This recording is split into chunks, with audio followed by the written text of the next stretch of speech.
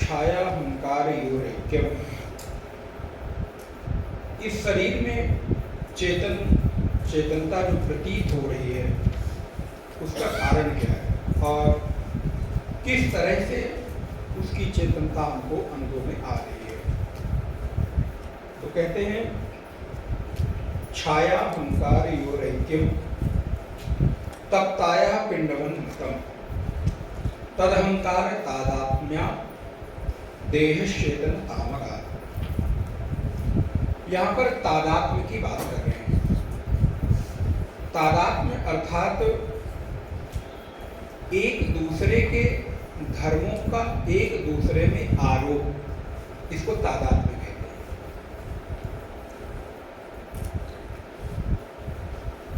आप ब्रह्मसूत्र जब पढ़ेंगे, बात थोड़ी गंभीर होगी, गहरी होगी, लेकिन ब्रह्मसूत्र जब हम पढ़ते हैं, ब्रह्मसूत्र का जब स्वाध्याय करते हैं, तो वहां पर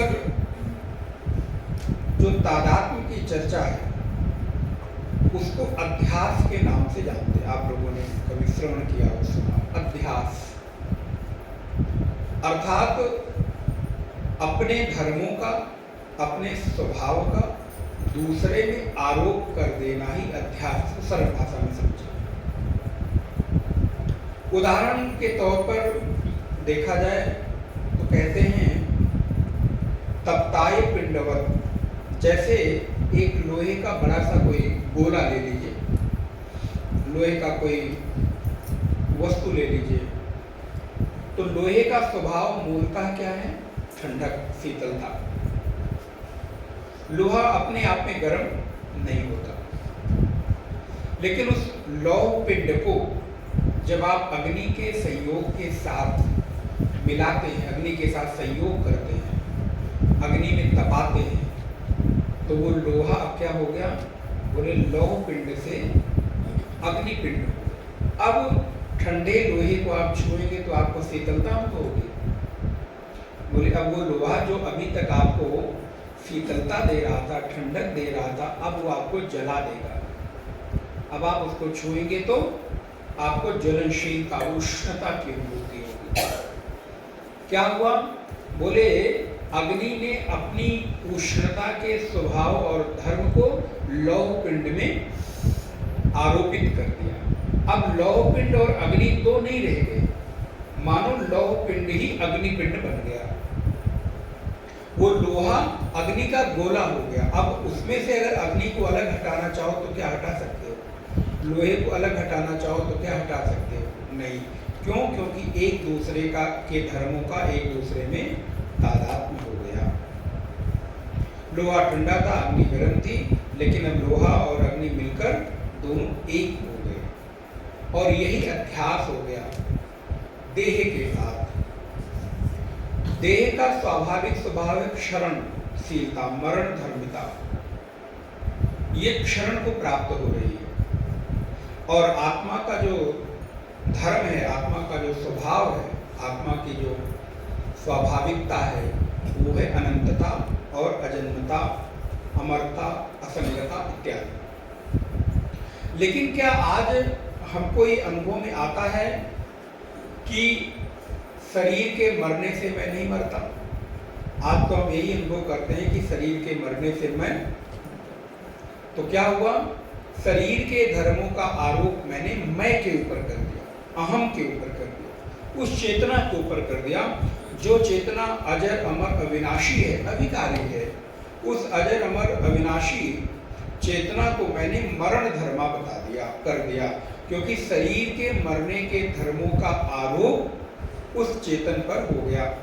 लेकिन हम लोग उल्टा नहीं कर पाते कि शरीर के धर्मों का आरोप आत्मा पर तो कर पाते हैं, कर देते हैं, लेकिन आत्मा की जो स्वाभाविकता है और आत्मा का जो स्वाभाविक अजरता, अमरता, अविनाशित चैतन्यता है, उसको हम अनुभव नहीं कर पाते। अर्थात दोनों को हमने एक साथ मिला दिया। अब शरीर के मरने से मैं मर जाता हूँ, शरीर के बीमार होने से मैं बीमार हो जाता हूँ, शरीर में क्षरण होने से मेरा क्षरण हो रहा है। ये अनुभूति, ये मेरी समझ डेवलप हो गई और ऐसा होता है, ये मेरी मान्यता सुदृढ़ हो गई। अब अगर हम कहें भी कि नहीं तुम शरीर के मरने से तुम नहीं मरते हो, तो वो संभाल पाना और वो अनुभव कर पाना, आप देखिए कितनी कितनी बड़ी हमने बवंडर कर रखा है, कितना बड़ा एक तरह से घालमेल कर रखा है। सच को बता देने से सच को स्वीकार करने की सामर्थ्य।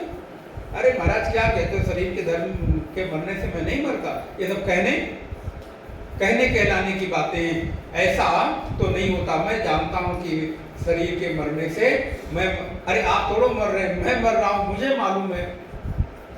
शरीर में विकार आने से मैं में कोई विकार नहीं आता। क्यों? क्योंकि शरीर का धर्म विकारी होना है, क्षरण होना है, आत्मा का धर्म विकारी होना नहीं है।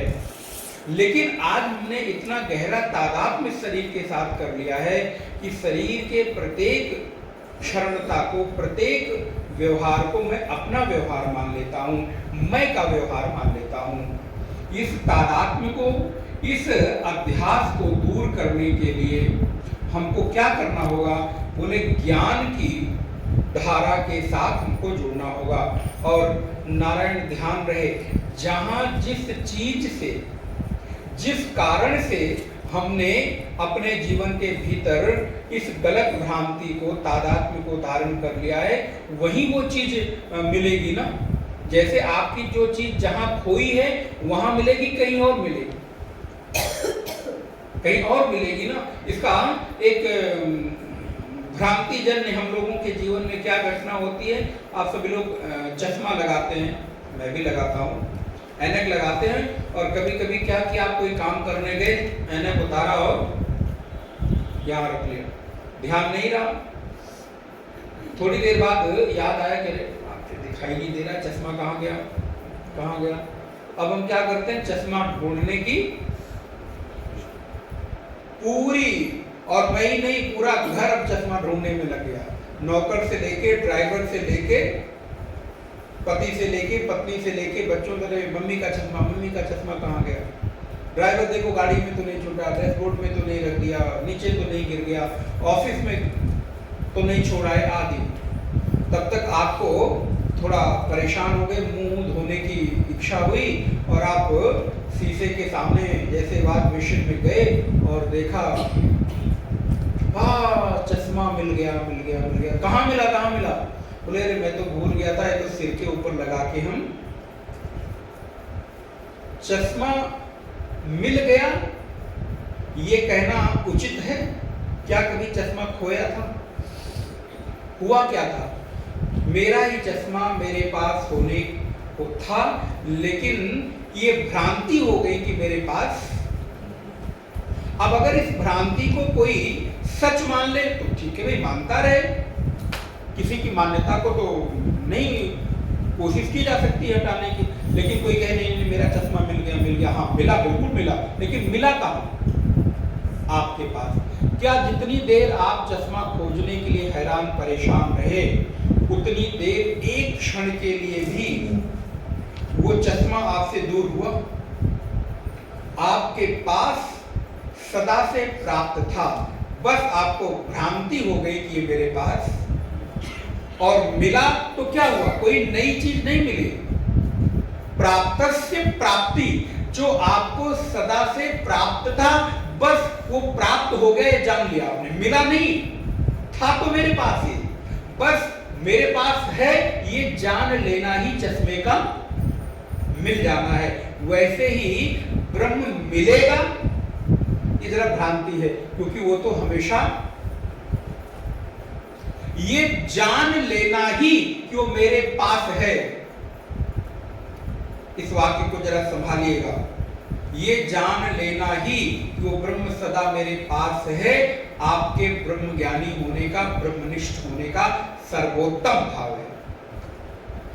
क्योंकि यहां पे कुछ मिलता उलता नहीं, मिले तो तब जब हमारे पास से जाए, खोए। जो मेरे पास ही मेरी चीज मेरे को सदा मिली हुई है, तो अब मिलने का प्रयत्न क्या करना है? प्रयत्न करना है कि मेरी ही मिली हुई चीज मेरे पास है, ये ज्ञान हो जाना। उसके न होने में जो भ्रांति थी, जो भूल थी, उस भूल को सुधार लेना ही ब्रह्म की प्राप्ति है। इसलिए कहते हैं प्राप्तस्य प्राप्ति। एक बार एक माता जी की स्थिति को देखकर कुछ अड़ोसी पड़ोसी बड़े परेशान थे। बोले माता जी हुआ क्या? बड़ी वृद्ध थी, द्वार इधर से उधर पूरा द्वार खोज रही थी। क्या हो गया माता जी? बोले मेरी सुई खो गई, कपड़ा सिल रही थी, सुई खो गई, वही खोज रही। नन्ही सी पतली सी सुई। पूरे पड़ोसी और पूरे गांव के लोग की माता जी परेशान बेचारी, आप कमजोर हो गई, नहीं मिली, चलो हम खोजते हैं। पूरा गांव सुई खोजने में पूरे द्वार भर को झाड़ू लगा के साफ कर दिया गया। इसी बहाने द्वार भी साफ हो गया होगा। चारों तरफ खोजा खोजा, तब तक मैं माता जी अच्छा ये बताओ कपड़ा सिल कहाँ रही थी, खोई कहाँ तुम्हारी सुई? अभी तक किसी को नहीं, किसी ने पूछा, लेकिन किसी के मन में आया इतनी देर से 50 लोग 20 लोग ढूंढ रहे। मतलब अरे भैया मैं तो कमरे में बैठकर कपड़ा सी रही थी, लगता वहीं खोई होगी। उस आदमी ने कहा तुम्हारी सुई खोई है कमरे में, घर के भीतर, और ढूंढ कहाँ रही हो?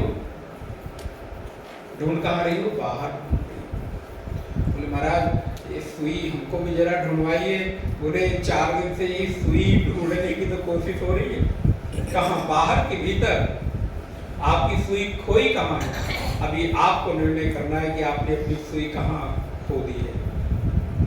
बाहर खोई है तो भीतर नहीं मिलेगी। लेकिन ध्यान रहे अगर बाहर खोई है ये आप जानते हो तो गलत जानते हो। आपकी खोई, आपकी सुई तो असल में आपके घर के, लेकिन हम लोग खोज कहाँ रहे हैं? बोले बाहर। लेकिन बाहर खोज भी कम से कम भीतर जाने की एक प्रक्रिया है। अगर वो बाहर न खोजती तो कोई पूछता नहीं कहाँ खोई, तो उसको मालूम ना होता, वो परेशान होते। इसलिए तीर्थ यात्रा, व्रत, क्षमा करिएगा हम कुछ किसी पर वो नहीं कर रहे हैं, आदि जो प्रक्रियाएं हैं बाहर से खोजने की, वो बाहर से खोजने की प्रक्रिया भीतर की ओर।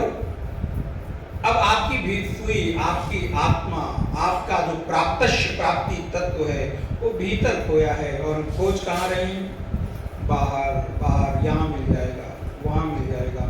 मेरे भाई बहन ध्यान रहे, जो आत्म चेतना, जो सच्चित आनंद रूप आपके हृदय में नहीं हो वो कहीं बाहर। जो परमात्मा हृदय में नहीं हो किसी तीर्थ और मंदिर में, सबसे पहले अगर वो हृदय में है तो किसी मंदिर में होगा। मंदिर में होना वो प्रतीक है, स्थूल है, क्योंकि अभी भीतर वाले शिव की प्राप्ति नहीं है।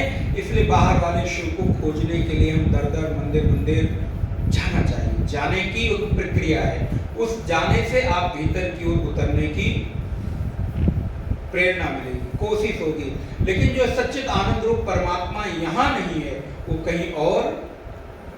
अगर वो यहाँ है तो ही भीतर है। भागवत जी में अभी आप लोगों को अवसर मिलेगा कुछ विषयों पर भागवत को एक नए भाव से सुनने का, नए विचारण की भूमि में। मुझे लगता है बहुत सारे लोग जरूर आ रहे होंगे। नारायण पितामह भीष्म के जीवन की घटना है। पितामह भीष्म को क्या वरदान प्राप्त था कि भिक्षा मृत्यु, जब चाहें तब अपने शरीर को समाप्त कर सकते हैं। भिक्षा मृत्यु की सारी लोगों को कथा मालूम है। युद्ध समाप्त हो गया है, बाणों की सरशैया पर पितामह भीष्म लेटे हुए हैं और अभी प्रतीक्षा कर रहे हैं कि मेरे गोविंद, मेरे कृष्ण मेरे सामने आ जाए। ये शरीर जब छूटे, बंसी बजाते मन को लुभाते, श्याम सुंदर सामने हो, कृष्ण आते हैं, कृष्ण सामने की ओर खड़े हो जाते हैं। पितामह भीष्म आंख बंद कर लेते हैं। किसी ने कहा बताओ भला आदमी ये इतनी देर से वालों की सैया पर लेटा कृष्ण के आने की प्रतीक्षा कर रहा था, और कृष्ण के आते ही इसको देखने की बजाय, दर्शन की बजाय आंखें बंद कर ली। अरे तुम यही तो प्रतीक्षा कर रहे थे। पितामह भीष्म की स्तुति आती है, कहते हैं अरे मैंने आंखें बंद की है पता है किस लिए? ये जो बाहर खड़ा है ना, ये बड़ा छलिया है। ये बाहर वाले कृष्ण को मैं भीतर वाले कृष्ण के साथ मिला रहा हूं, अगर भीतर वाले कृष्ण के साथ ये मिलता है तब तो मैं इसको देखूंगा, नहीं तो बाहर वाले से भीतर वाले को नहीं मिला रहा हूं। भीतर वाले से जिसको मैंने भीतर में देखा है, अनुभव किया है, क्या वही कृष्ण बाहर खड़ा है कि नहीं खड़ा है? हृदयोपात्त, हृदय के भीतर पहले पितामह भीष्म ने उस कृष्ण की पूजा की है, फिर बाहर खड़े हुए कृष्ण की पूजा की है। क्योंकि बाहर वाला कृष्ण मिल भी जाए तो कितनी देर के लिए मिलेगा, आएगा और चला जाएगा। भीतर वाला कृष्ण पितामह भीष्म कहते हैं, जो मेरे भीतर कृष्ण है ना, जिसकी उपासना में इतने वर्षों से की, बस मैं तो ये प्रतीक्षा कर रहा था कि मैं ठीक हूं कि नहीं, भीतर वाला ही बाहर है कि नहीं। यही स्थिति हमारी है कि भीतर वाला परमात्मा सच्चित आनंद रूप यदि यहां है तब तो बाहर है, नहीं तो बाहर वाला भीतर आने में कठिनाई होगी, लेकिन भीतर वाले को बाहर खोजना थोड़ा आसान है। इसलिए पहले भीतर की खोज हो जाए, बाहर तो फिर मिल ही जाएगा। हर जगह तो वही है, हर रूप में तो वही है। पूजया हृदय मास, पहले हृदय के कृष्ण की पूजा की और फिर बाहर आंख खोलकर कहते हैं चाचा तुम वही हो, ठीक बात। कृष्ण के पिता वसुदेव अंतिम समय में नारद जी से कहते हैं मुझे उस ब्रह्म तत्व का उपदेश करो, मैं उसको पाना चाहता हूं। नारद जी ने सिर पकड़ लिया, अरे यार तुम भगवान के बाप हो, ऐसा भी बोला जा सकता है। तुम भगवान के बाप हो, अभी भी तुमको भगवान के मिलने की इच्छा बाकी रह गई है। श्री वसुदेव जी कहते हैं नहीं, ये जो पुत्र के रूप में आया है, ये आया है और चला जाएगा। इसके आने के बाद जाना, लीला संवरण करके चला जाएगा। अब मैं उस पुत्र के रूप में आए हुए कृष्ण को जरा हृदय में देखना चाहता हूँ। नारद जी ने उपदेश किया, भागवत जरा पढ़िएगा। भागवत नाचने गाने का नाम नहीं मेरे भाई बहन, परमहंसों की संगीता है। खाली नाच लिया, गा लिया, उत्सव मना लिया, नौटंकी जैसी कुछ कर ली, उसका नाम भागवत नहीं, जो आजकल आप लोग देख सुन रहे हैं। भागवत परमहंसों की संगीता है। जिस भागवत का उद्गम प्रारंभ सत्यम परम धीमहि से हो रहा हो, उस सत्यम परम धीमहि की व्याख्या किस रूप में कोई करेगा? नृत्य के रूप में, गान के रूप में, ठीक है, वो भी एक अंग है, हिस्सा है। हमारा संगीत एक माध्यम है, थोड़ी देर क्षणिक है, थोड़ी देर मन हैरान है, परेशान है, सुन लो, संगीत सुन लो, कोई और माध्यम ले लो, कोई बुराई नहीं है। लेकिन जो कृष्ण भीतर नहीं होंगे ना, वो कृष्ण बाहर, उनके होने से लाभ मिलेगा, दर्शन का लाभ है, लेकिन असल में तो हृदय के भीतर वो कृष्ण बंसी बजाते, मन को लुभाते। पितामह भीष्म, वसुदेव, एक नहीं अनेक उदाहरण, जिन्होंने भी बाहर मनु शत्रुपा ने तप किया, चाहूं तुम्हें समान सुत, मैं तुम्हारे जैसा ही किसी को चाहता हूं। भगवान कहते मेरे जैसा तो कोई और इस संसार में है ही नहीं, मेरे जैसा तो केवल एक मैं ही हूं, तो मुझे ही आना पड़ेगा ना। तो जीवन के भीतर, जो हृदय के भीतर वो सच्चित आनंद रूप परमात्मा है, वो केवल और केवल आपके भीतर है, और उसको वहां देखने के लिए किसी भी अन्य साधन की आवश्यकता ही नहीं। नेत्र बंद करो, दिल में तस्वीरें यार की, दिल में तस्वीरें यार की, जब चाही गर्दन झुकाई देख ली। उस मेरे परमात्मा की, वो मेरा यार ही तो है, मेरा साथी ही तो है, क्या क्या बुराई है कहने में? वो मेरा नित्य का परम सखा ही तो है। मुंडक उपनिषद यही तो कहता है, वृक्ष के ऊपर दो पक्षी बैठे, एक ऊपर की डाल पर, एक नीचे की डाल पर, दोनों आपस में सखा हैं, मित्र हैं। तो अगर मुझको यार बोलते हैं, सखा बोलते हैं, मेरी भावनाएं हैं, तो वो यार के रूप में, सखा के रूप में, मित्र के रूप में अनुभूति कराता है। दिल में तस्वीरें यार की जब चाहिए, गर्दन झुकाई देख ले। बाहर जाने के लिए बहुत साधन की आवश्यकता है, बहुत मेहनत की जरूरत है, एफर्ट करना है, प्रयास करना है, भीड़ मिलेगी, धक्का मुक्की होगी। लेकिन यहाँ बैठे हुए कृष्ण को, यहाँ बैठे हुए शिव को, यहाँ बैठे हुए मेरे राम को देखने के लिए कोई भीड़ नहीं। जब चाहो उतनी देर चाहो उतनी देर निहार सकते हो, देख सकते हो, कोई रोक टोक नहीं। इसलिए हृदय के भीतर जो परमात्मा है वो आपका अपना है, उसकी अनुभूति। अन्य माध्यम बन सकते हैं। भगवत पाद कहते हैं इस शरीर के धर्मों को हमने आत्मा पर आरोपित कर दिया है। शरीर मरता है, शरीर मरण धर्म है। नैनम क्षुण्णन्ति शस्त्राणि, नैनम दहति पावका, न चैनम क्लेदयन् त्यापो, न शोषयति मारुता, अदह्यम अक्लेद्य वस्तोष एव च, नित्यः सर्वगतः स्थाणु अचलोयम सनातना। वो कैसा है बोलो तो सनातन है, नित्य है, स्थाणु है, कभी हिलता डुलता नहीं, आता जाता नहीं, और किसी भी प्रकार की प्रक्रिया से उसका छेदन संभव नहीं है। न काटा जा सके, न जलाया जा सके, न गलाया जा सके, न मिट्टी में दफनाया जा सके। ये तो शरीर के धर्मों, शरीर का धर्म है। पानी में डाल दो तो गल जाए, अग्नि में जब डाल दो तो जल जाए, मिट्टी में डाल दो तो सड़ जाए। वांसांश जीवनान यथा अव्यय, कपड़े को बदल देने से आप नहीं बदलते हो। आपने बचपन से लेकर अभी तक कितने कपड़े बदले, क्या आप बदल गए? कपड़े के साथ अगर पहचान करोगे तो असली पहचान, अगर आप अपने किसी मित्र को, सखा को, साथी को खाली कोट पैंट में पहचानते हो, हाफ पैंट और टी शर्ट में नहीं पहचानते, इसका मतलब आपने कपड़े से पहचान की, उस व्यक्ति से पहचान तो है, चाहे वो हाफ पैंट में आ जाए, टी शर्ट में आ जाए, कोट पैंट में आ जाए, शर्ट पैंट में आ जाए, लुंगी और बनियान में आ जाए, तो भी आप उसको पहचान लो। क्यों? क्योंकि मैंने तुम्हारे कपड़े से तुम्हें नहीं पहचाना है, मैंने तुम्हें तुम्हारे स्वरूप और व्यक्तित्व से पहचाना। लेकिन हमने आपने कपड़े से पहचान की। कोट पैंट पहनोगे ना तो ही मेरे सखा होगे, तो ही मैं पहचानूंगा।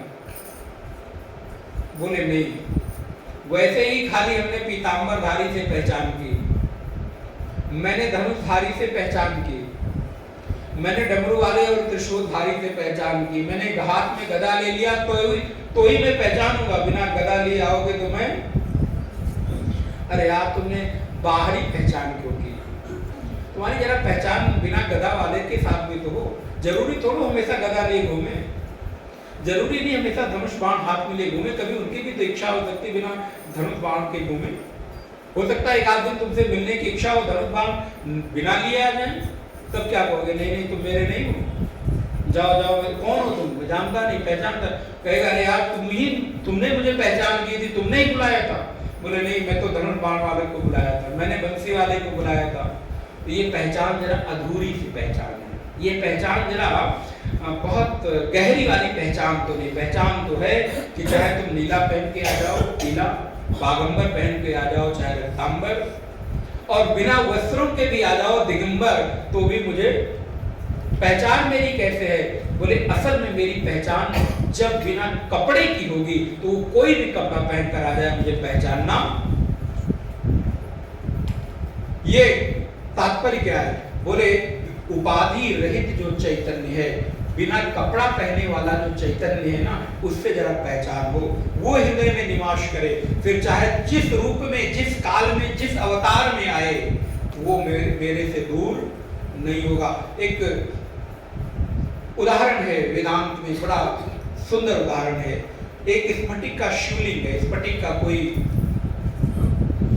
गोल लंबा, जैसा भी आप चाहे एक शिला रख लें, पत्थर रख लें, स्फटिक जो बिल्कुल सफेद होती है, पारदर्शी होती है, उसमें किसी भी प्रकार का कोई रंग स्फटिक का शिवलिंग रखा है, मैं आया, मैंने लाल फूल चढ़ा दिया और मैंने जाकर घोषणा कर दी, सुनो सुनो संसार के लोगों, ये जो शिवलिंग है ना ये तो लाल है। लोग आए, अरे लाल शिवलिंग। तब तक दूसरा व्यक्ति आया, उसने नीला फूल चढ़ा दिया। उसने जाकर घोषणा क्या की? अब लोगों ने समझा कि शिवलिंग तो नीला है। तब तक एक व्यक्ति आया, नहीं नहीं मुझे लाल शिवलिंग, नीला शिवलिंग नहीं पसंद, मुझे तो पीला शिवलिंग पसंद है। उसने क्या किया? शिवलिंग के ऊपर पीला फूल चढ़ा दिया। उसने कहा शिवलिंग पीला है, किसी ने काला, हरा, जो जो रंग जिसको पसंद है, और सब बताते चले गए कि शिवलिंग इसी रंग का, स्फटिक इसी रंग का दिखाई दे रहा है। अच्छा बताओ, क्या किसी की अनुभूति गलत है?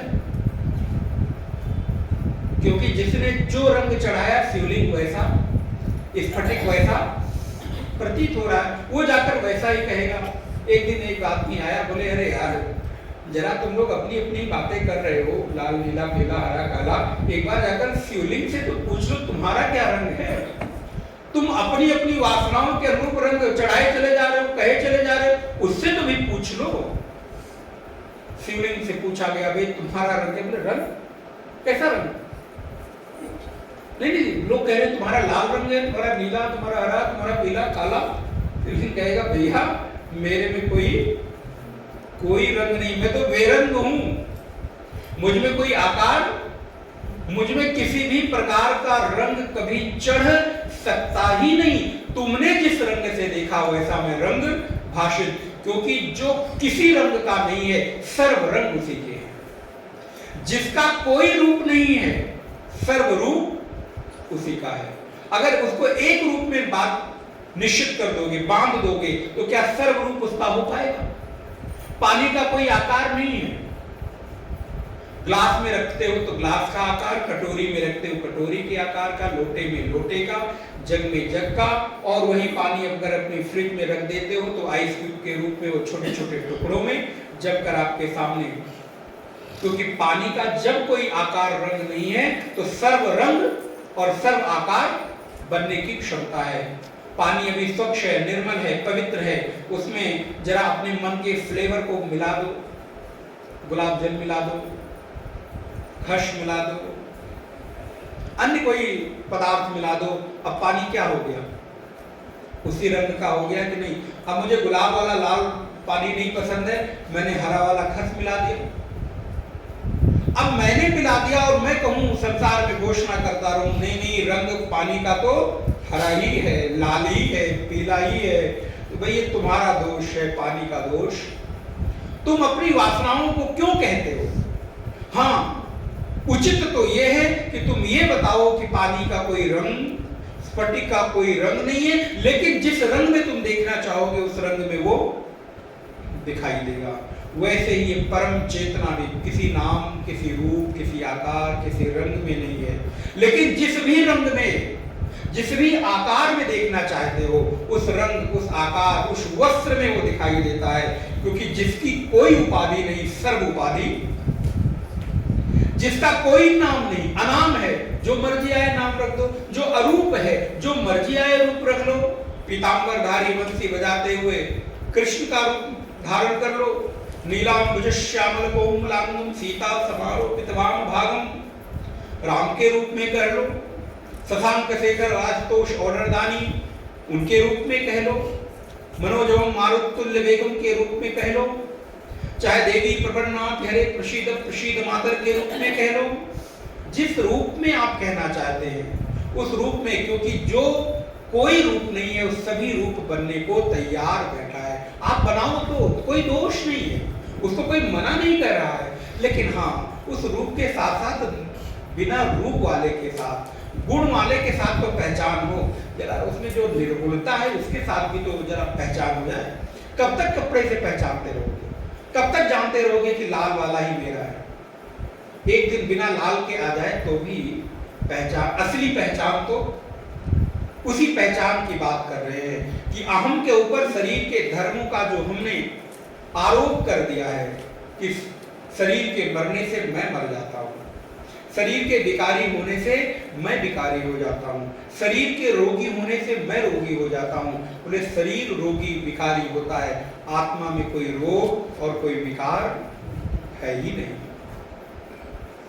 लेकिन क्या करें, हमको अभी भान नहीं है, पता नहीं है।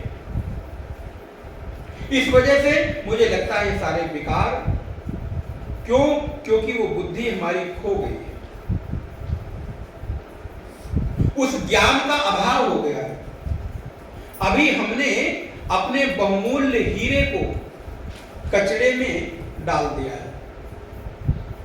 मेरा हीरा हराए गो कचरे में। अब कचरे में अगर हीरा चला जाए तो खोजने में थोड़ी देर तो लगेगी ना। फिर क्या करना होगा?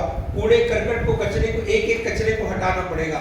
मानो आपकी घर की सफाई करते हुए आपका पहना हुआ कोई आभूषण कान का, नाक का, गले का खो जाए और आपका सर्वेंट झाड़ू लगाकर डस्टबिन में डाल देता है। घर की डस्टबिन से निकलकर वो बाहर वाले कूड़े घर में चला जाता है और आपको पता चले उसमें चला गया, तो आप क्या करते हो? छोड़ देते हो डस्टबिन। कितनी भी गंदी डस्टबिन क्यों ना हो, उसका पड़ा हुआ छिलका, सब्जी का छिलका, फल का छिलका सड़ गया हो, फिर भी आप नाक बंद करके भी उसको, क्यों? क्योंकि मेरा हीरा, मेरा सोना हो गया। बोले ऐसे ही नाक बंद करके, आंख बंद करके, पंच कोशों के भीतर, तीन अवस्थाओं के भीतर, तीन शरीरों के भीतर वो आत्मा रूपी, चैतन्य रूपी हीरा भी खो गया है। लेकिन है आपके भीतर ही। बस पंचकोश का विवेक करके एक एक हटाओ। अन्नमय कोश को हटाओ, मनोमय कोश को हटाओ, प्राणमय कोश को हटाओ, आनंद विज्ञानमय कोश को हटाओ, आनंदमय कोश को हटाओ, जागृत स्वप्न सुषुप्ति को हटाओ और इस अवस्था को, जो हमारी तीन अवस्थाएं हैं, जागृत, स्वप्न और सुषुप्ति, इन अवस्थाओं से अतिरिक्त करके, व्यतिरेक करके उसको देखो, क्योंकि वो तीनों अवस्थाओं का साक्षी है, तीनों अवस्थाओं में वो अनुस्यूत है। इसलिए इन कचरों को, इन अविवेक के जो कचरे हमारे इस आत्मा रूपी हीरे पर आ गए हैं, उनको जरा, और अगर कचरे से निकला हुआ सोना आप हीरा लाते हो तो क्या करते हो? वैसे का वैसा डस्ट अपने लॉकर में रख देते हो क्या? क्या करते हो? साबुन वाबुन लगा के जरा सफाई उफाई करवाते हैं। कुछ ज्यादा ही गंदा हो तो सुनार के यहाँ, सोनी के यहाँ भेज देते हैं। सोनी और सुनार, वो सोनी क्या करता है? बोले सोने को आग में तपा के थोड़ा रंग पॉलिश वॉलिश करके पुराना सा दिखने वाला आभूषण महाराज चमका देता है बिल्कुल। तो बोले वैसे ही जब विवेक करो, तो विवेक करने के बाद जब आत्मा मिल जाए तो भी आपको पहचान नहीं होगी, क्योंकि कचरा ऊपर लगा हुआ है। फिर क्या करो? बोले ज्ञान रूपी अग्नि में जरा उसको तपा लो, और जब ज्ञान रूपी अग्नि से, ध्यान रूपी साधना से जब तप कर वो बाहर निकलेगा, तब आपका अपना आपा बन जाएगा। इसलिए जब सद्गुरु कहते हैं कि तुम वही हो, तो ये बात मुझे समझनी चाहिए। एक गुरु के पास 10 शिष्य थे, लेकिन उस गुरु का दुर्भाग्य कि 10 के 10 शिष्य मूर्ख थे। महाराज, ये गुरुओं का भी सौभाग्य और सद्भाग्य होता है, दुर्भाग्य होता है। उनको शिष्य कैसे मिलेंगे? उनके कार्य में सहयोग करने वाले मिलेंगे कि उनको परेशान करने वाले मिलेंगे। वो सहयोगी बनते हैं कि विरोधी बनते हैं? अब प्रारब्ध है तो भोगना तो पड़ेगा। वो आप भी भोगते हो, गुरु लोग भी भोगते, बहुत सारे लोग ऐसे मिल जाते। अपेक्षा तो रहती है कि सहयोग करे, लेकिन कई बार सहयोग नहीं भी होता, उसको भी सहन करना है, क्योंकि स्वीकृति है, संबंध बना है तो उसका निर्वाह होगा। गुरु के पास भी 10 शिष्य रहते, स्वाध्याय पढ़ाई वढ़ाई करते, 10 के 10 मूर्ख। एक दिन 10 मूर्खों ने योजना बनाई कि चलो तीर्थ यात्रा पर चलते हैं। आप लोग उसमें नहीं आते हैं, प्लीज सॉरी, वो अपने ऊपर मत लीजिएगा। नहीं, आप लोग बड़े बुद्धिमान, बड़े ज्ञानवान, बड़े अच्छे हैं, चतुर हैं। चतुर कह रहे हैं, चालाक कह रहे हैं तो उसका गलत अर्थ मत लीजिएगा।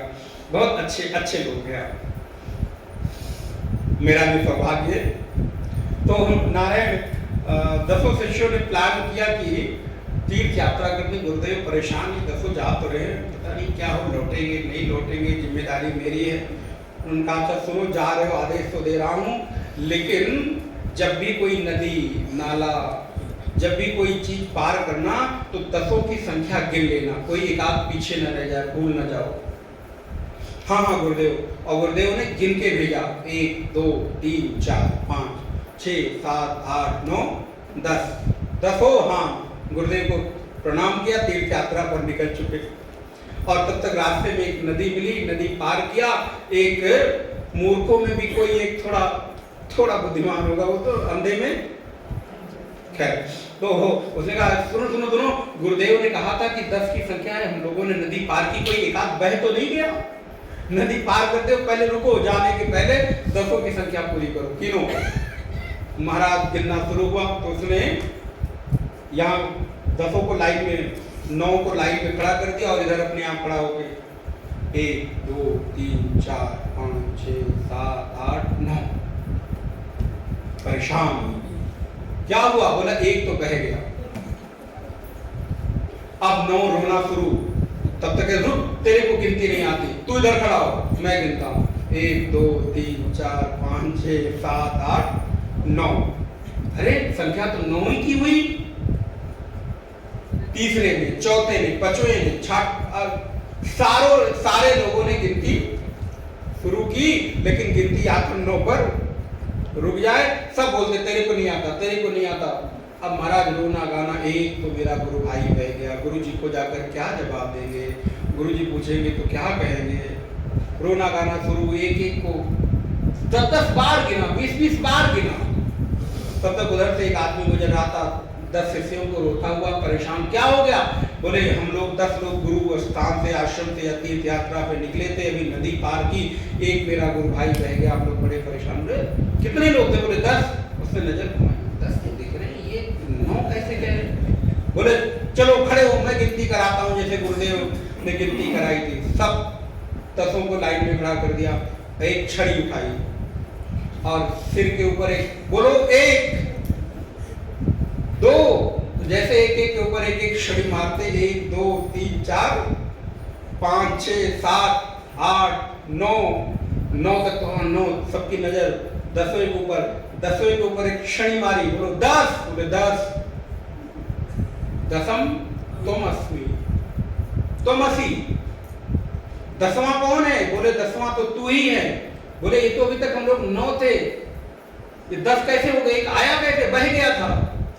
बोले थे 10, लेकिन 10 की संख्या में तुम अपने आप को गिनना, हर व्यक्ति ने अपने आप को गिनना भूल दिया, छुड़ा दिया, छोड़ दिया, इसलिए 10 होकर भी 9 की ही संख्या रही। वैसे ही 10वां तो मैं ही हूं, मैं संसार को गिनता हूं, लेकिन अपने को गिनना। बोले ये कथा बड़ी अद्भुत है महाराज। बोले हाँ है तो अद्भुत कथा। बोले लेकिन 10वें की संख्या पूरी कैसे होगी? बोले 10वें की संख्या पूरी तब होगी जब कोई सद्गुरु हमारे जीवन में आएगा और वो भी ज्ञान की क्षणी लेकर और तत्त्वमसि महावाक्य से कहेगा तत् त्वम असि। तब वो कहेगा हाँ अहम ब्रह्मास्मि, मैं ही वो ब्रह्म हूं। कब? बोले जब गुरु के उपदेश के द्वारा तत्त्वमसि महावाक्य बोला जाएगा, तो उपदेश वाक्य होगा तत्त्वमसि, शिष्य कहेगा दसम मैं हूं अहम ब्रह्मास्मि। ये हम अपने शरीर के ऊपर जो मरण धर्मा का आरोप है आत्मा पर कर गए, किसके कारण? भूल के कारण, भ्रांति के कारण। हम लोग बड़े इनोसेंट हैं ना, बड़े भोले भाले हैं, जो आया मन में जैसे आया वैसा कर लेते हैं। शास्त्र कहते हैं कि 10वां तुम हो, तुम ही वही ब्रह्म हो, इस बात को स्वीकार कर लो। लेकिन मूर्खता तब तक नहीं जाती, क्षमा करिएगा, जब तक कि गुरु के वचनों का दंड क्षणी उपदेश सिर के ऊपर न पड़े और वो ये न कहलवा दे कि तुम वही हो। भगवत पाद कहते हैं हमने देह के धर्मों का आरोप चेतना पर कर दिया है। कैसे? बोले जैसे लौह पिंड अग्निपिंड बन जाता है, तो मैं लोहे के गोले को लोहे का गोला कहता हूं, फिर क्या कहता हूं? ये अग्नि का गोला है। लोहार के यहाँ अगर आप अपने कोई औजार को बनाने के ले जाते हो, तो वो लोहे से बने हुए औजार को क्या करता है? पहले अग्नि में, और वो लाल सुर्ख लाल हो जाता है, फिर उसको पीट पीट के तद अनुरूप आकार देता है, और वो कहता है देखो भाई इससे सावधान रहना, जला देगा। अब आप सोचो वो जला कौन रहा है? लोहा की आग। लेकिन मैं जला आग नहीं रही है, लेकिन मैं आरोप किस पर कर रहा हूं? लोहे पर। जलाई अग्नि ने, लेकिन आपने कहा उस लोहे के पिंड ने मुझको, उस औजार को मैंने छू लिया, उसने मुझे जला दिया। इसलिए मैं अपने धर्मों का आरोप, शरीर के धर्मों का आरोप मैं के ऊपर कर देता हूं, जो कि भ्रांति जन्य है। भगवत पाद कहते हैं ये आत्मा न स्त्री है न पुरुष है न नपुंसक है, ये किसी लिंग में नहीं आता। हम किसी भी लिंग में उसको कहें, स्त्रीलिंग में कहें तो भी वही है, पुल्लिंग में कहें तो भी वही है, नपुंसक में कहें तो भी वही है, क्योंकि वो किसी लिंग में बंधा हुआ नहीं है, वो अलिंग है, इसलिए उसको अलिंग कहते हैं। उसको अयोनिज कहते हैं, वो किसी योनि से जन्म नहीं लेता, इसलिए वो अयोनिज है, अलिंग है, अरूप है, अनाम है, उसका कोई नाम नहीं है। अहंकारस्य तादात्म्यम। लेकिन नारायण तीन कारण हैं जिस वजह से मैं अपने धर्मों का आरोप एक दूसरे पर कर देता हूं। त्रिविधम अहंकारस्य तादात्म्यम छाया देह साक्षिभिः सहजम। पहला याद रखिएगा, सहजम, कर्मजम, भ्रांति जन्यम च त्रिविधम क्रमात्। इस तीन कारणों से उस चेतना का हमारे साथ सहयोग होता है।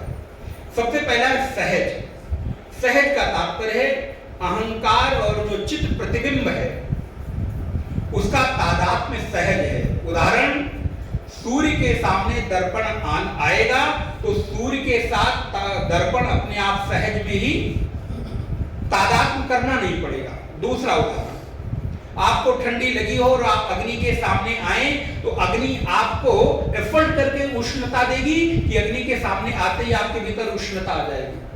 अग्नि को आपको गर्म करने के लिए अलग से कोई काम नहीं करना है कि वो आपके लिए गर्माहट दे रही है। बोले जो अग्नि की साक्षी में सानिध्य में आता जाएगा उसकी ठंडक दूर। ये क्या है? बोले सहजम। इसमें किसी भी प्रकार का कोई अन्य कारण नहीं है। दूसरा है कर्मजम। उस चित्त छाया का, अहंकार का इस शरीर के साथ जो तादात्म्य हुआ है वो कर्मजम है। इसलिए हम और आप एक दूसरे के साथ किसी न किसी कर्मों के परिणाम स्वरूप ही मिलते हैं। ये जो शरीर मिला है ये कर्मों के परिणाम का ही स्वरूप है। जैसे कर्म किए तद अनुरूप योनि सुनिश्चित होती है। एक उदाहरण आप पढ़ेंगे, पूज्य गुरुजी ने इसमें लिखा है, कोई हवाई जहाज से यात्रा करना चाहे और कोई ट्रेन से यात्रा करना चाहे तो क्या दोनों एक साथ संभव है? उसको अलग अलग समय में उसका अनुभव लेना पड़ेगा। बोले वैसे ही आप एक ही योनि में सारे कर्मों का भोग लेना चाहें तो क्या संभव है? हम आप क्या कहते हैं, जितना करना है सब कर डालो, खत्म कर दो। प्रभु कहते हैं ऐसे थोड़ा होता है। हमारी व्यवस्था तुम्हारे अनुरूप, हम ये चाहते हैं कि भगवान की व्यवस्था मेरे अनुरूप चले। अरे भाई, तुम अपने घर में एक नौकर को, एक एम्प्लॉय को रखते हो तो चाहते हो कि वो आपके अनुरूप चले। आप कहो तो पानी पिए, आप कहो तो वो खाए, आप कहो तो वो करे। आप एक व्यक्ति को जब रखते हो तो अपने अनुरूप संचालित करना चाहते हो। आप यहाँ विश्व के एकमात्र कर्ता परमात्मा को अपने नियमों के अनुसार चलाना चाहते हो। कोई कहता है ठंडी बहुत है, कंप्लेन। कोई कहता है गर्मी बहुत है। एक ही समय में किसी को एसी की जरूरत है और किसी को एसी की जरूरत। महाराज एसी के चक्कर में कई बार डाइवोर्स हो जाता है, क्योंकि एक कमरे में एक को एसी चाहिए, दूसरे को हम रह ही नहीं सकते। कमरा भी अलग शेयर नहीं करना, रहना भी था तो बोले भाई अलग अलग हो जाओ, सेपरेट हो जाओ। तो एक ही समय में किसी को ठंड की आवश्यकता है, किसी को कौन कौन की किस सुने भगवान। अब हमको लगता है बारिश नहीं हो रही है, बारिश नहीं हो रही, सूखा पड़ रहा है, और थोड़ी ज्यादा सी 2 घंटे लगातार बारिश हो जाए, बारिश ने किचकिच कर दिया, चारों तरफ पानी पानी हो गया, सब काम हो गया। तो ये सृष्टि आपके नियम से, आपकी इच्छा से नहीं चलती। सहजम, एक चित छाया का अहंकार के साथ जो तादाद में, वो सहज है। दर्पण सूर्य की भात, अग्नि और व्यक्ति की भात। दूसरा है कर्मजम, ये जो देह मिला है कर्मों का परिणाम है। जिस भी योनि में आप जाते हैं वो आप ही के कर्मों का परिणाम है। दूसरे अर्थों में मैं कहूं, आपको जो भी मिल रहा है आप अपने प्रत्येक प्राप्त परिस्थितियों के स्वयं उत्तरदायी हो। जैसे दुकानों पर आजकल लिखा रहता है, फैशन के इस दौर में गारंटी की इच्छा न करें, फैशन चाहिए तो वो टिकाऊ होगा, ये जरूरी। महाराज कई बार ऐसा होता है फैशन के चक्कर में महाराज ऐसी चप्पलें खरीद लेते हैं कि जाते तो चप्पल पहन कर और लौटते कैसे हैं। हमारे साथ कोई गया था तो वो मुझे याद आ गया, कौन गया था मैं नहीं बताऊंगा। गए तो नारायण इतनी ऊंची हील की वो पहन कर, महाराज कैसे, और उसमें हील में कैंसल हील कोई होती है ना, अब जो भी होता हो, मोटी हील, पतली हील, लंबी हील, कौन कौन सी हील होती है। महाराज जब चला नहीं जा रहा है उसको पहनकर तो काहे चलना, लेकिन नहीं चलेंगे भी और जाएंगे चप्पल पहनकर, और हाथ में जो है जाएगा पैर में और लौटेगा। तो नारायण जीवन में हम अपने प्रत्येक कर्मों के स्वयं, आप आज जो भी कुछ हो अपनी कृति स्वयं हो। आपके होने में किसी और का हाथ, कहते हैं ना किसी और का हाथ है, नहीं, आपके होने में कोई आपको हाथ देने वाला नहीं है। यहाँ लोग टांग पकड़कर खींचने वाले, हाथ देकर ऊपर उठाने वाले लोग नहीं है। इसलिए आप ये मत सोचना कि आपके होने में किसी और का हाथ है, नहीं, हम स्वयं ही अपने प्रत्येक परिस्थितियों के उत्तरदायी हैं। भ्रांति पैदा हो जाए तो कौन दूर कर सकता है। नारायण संदेह को, शंका को, भ्रांति को दूर नहीं किया जा सकता। वो कथा याद है आपको, एक शेर का बच्चा, स्मरण हो गया होगा ना, भेड़िए के झुंड में चला गया। उस शेर के बच्चे ने खुद को भेड़िया ही मान लिया, उसी भेड़िए की तरह ही वो व्यवहार करता, वैसा ही आवाज निकालता। एक दिन शेर की दृष्टि पड़ी भेड़िए के जो, अरे ये तो मेरे जैसे चेहरे वाला, ये वहां उधर क्या कर रहा है, और मुझे देखकर भाग रहा है, तो शेर का बच्चा ये भाग कहां रहा है। दौड़ कर झपट कर पकड़ा, मिमियाने लगा, छोड़ो छोड़ो छोड़ो, मुझे मारो, मारो मत, मुझे छोड़ दो। उसने कहा तेरे को मार कहा रहा हूं, तेरे को तो जो तू है बता रहा हूं। बोला नहीं, मैं तो भेड़िया हूं, मैं भेड़ हूं, मुझे छोड़ो। बोले तू भेड़िया नहीं, तो शेर है। ले जाकर एक कुएं में उसकी आवाज, उसके गले को पकड़ा और बोला बोल, दहाड़ जोर से। पहले तो धीरे से दहाड़ता है, फिर और जोर से, और जैसे दहाड़ने की आवाज, उसकी प्रतिध्वनि उस कुएं से बाहर आती, बोल तेरी आवाज मेरे से मिलती जुलती है कि नहीं। बोले हाँ। बोले तू अपने आप को भेड़िया होने का भ्रम पा लिया था, तू असल में है शेर का बच्चा। तो उसको रियलाइज होता, हाँ मैं सच में शेर का बच्चा हूँ, भेड़िए की झुंड में रहकर। वैसे ही आप सच्चित आनंद रूप हो, लेकिन अभी संसार के झुंड में जाने के बाद आप अपने को मरने वाला, जीने वाला, सुखी दुखी ये अनुभव करने लगते हो, जबकि आप तो हो सच्चित आनंद रूप, परमानंद रूप, सत्यम ज्ञानम अनंतम ब्रह्म आपका स्वरूप है। लेकिन आज आपने अपने आप को एक संगति के कारण, क्योंकि सबने आपको पैदा होते ही बताया तुम अमुक गोत्र में हो, तुम अमुक नाम वाले हो, तुम अमुक परंपरा वाले हो, तुम चाचा हो, मामा हो, ताऊ हो, बेटा हो, बेटी हो, पति हो, पत्नी हो, तुम क्या हो ये नहीं बताया। सबने आपको उपाधि से, कर्तव्यों से बांधकर आपको ये बताया। एक शेर जैसा जब सदगुरु कोई मिलता है केशरी कोई मिलता है, वेदांत के नाद का घोष करने वाला, डिमडिम नाद करने वाला जब कोई सद्गुरु मिलता है तो कहता है अरे छोड़, तेरा नाम कुछ नहीं है, तेरा रूप कुछ नहीं है, तेरा लिंग कुछ नहीं है, तेरा गोत्र नहीं है, तू अगोत्रीय है, तू अलिंग अरूप अनाम है, तू तो शेर है, तू कहां भेड़ियों के झुंड में फंस गया है, बोल तू सच्चित आनंद रूप है।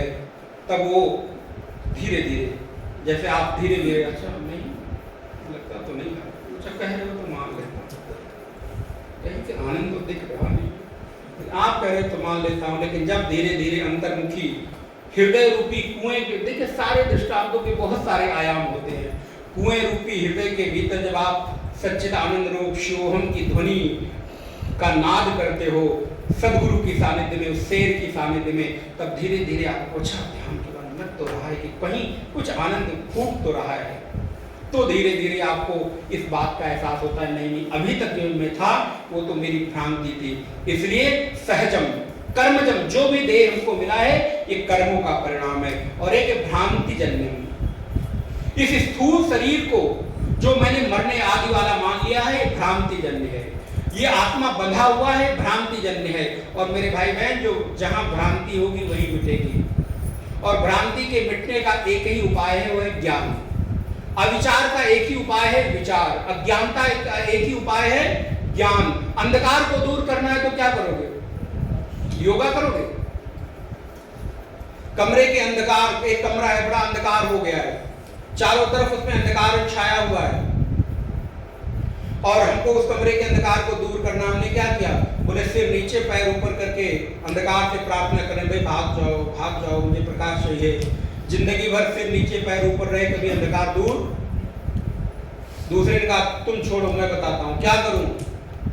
बोले फावड़ा और कुदाल ले आओ, अंधकार को काट काट के टोकरी में भर भर के बाहर भेजूंगा, जिंदगी भर भेजते रहो अंधकार कभी।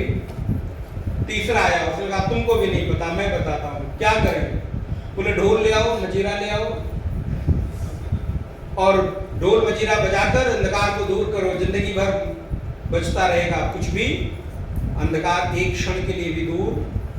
चौथे पांचवे ने कहा तुम भी को भी नहीं मालूम, ऐसा करो मैं ध्यान लगाकर नाम जप करता हुआ अंधकार से कहूंगा कि तुम चले जाओ चले जाओ चले जाओ, जिंदगी भर करते रहो, जीवन भर करते रहो, अंधकार एक क्षण के लिए भी। तब तक किसी ने कहा अरे यार तुम काहे इतना परेशान होते हो, एक छोटा सा नन्हा सा दिया ले आओ, जो दीवार में स्विच बोर्ड लगा है उसको खाली चुप ऑन कर दो, और अंधकार कब गया? बोले कब गया पता भी नहीं चला, और अंधकार का एक कण भी, एक संस्कार भी अंधेरे कमरे में कहीं दिखाई, पूरा कमरा इतना छोटा सा तो एक कार्य था करने को, और न जाने क्या क्या करते रहे, जिंदगी भर दुनिया भर की कार्य करते रहे, उसके बाद भी अंधकार दूर नहीं हुआ।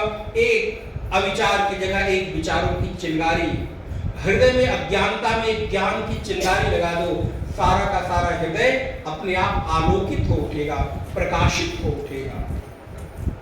इसलिए अज्ञानता को नाश करने का उपाय केवल और केवल ज्ञान ही है। तो हमारे जीवन में उस चेतना के साथ जो तादात्म्य है वो तीन कारणों से, सहजम, कर्मजम और भ्रांतिजन्यम। एक सहज है जो हटाया नहीं जा सकता, उसको प्रयत्न मत करो, चिच्छाया पड़ेगी पड़ेगी। दूसरा है कर्मजम, कर्मजम जब कर्मों का क्षय हो जाएगा तब वो आगे आएगा। और तीसरा है भ्रांतिजन्यम, तो भ्रांतिजन्य के लिए उसको खाली विचार और ज्ञान से ही दूर किया जा सकता है। और जब भ्रांति दूर होगी तो आप क्या हो वास्तविकता में आपको पता चलेगा। ओम पूर्णमदः पूर्णमिदं पूर्णात् पूर्णमुदच्यते पूर्णस्य पूर्णमादाय पूर्णमेवावशिष्यते। ओम शांति शांति शांति। हरि ओम। श्री गुरुभ्यो नमः। हरि ओम।